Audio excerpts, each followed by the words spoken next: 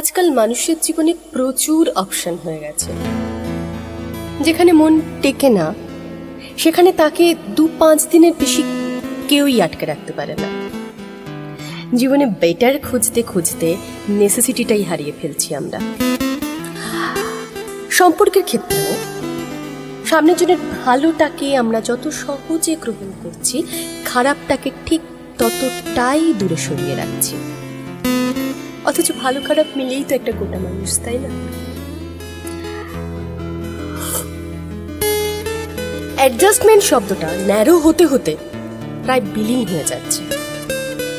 কেউ চলে যাবার পর আমরা আফসোস করে বলছি, আরে ইটস নট মাই টাইপ। অথচ আমরা তাকে কতটা বুঝতে পারলাম সেটাই বুঝতে পারলাম না। মন কি চাই সেটাই জানি না, ভীষণভাবে মুহূর্তে বাঁচি আমরা বরাবর নিজের পছন্দের অপছন্দের একটা সার্টেন ক্রাইটেরিয়া ফিক্স করে ফেলি,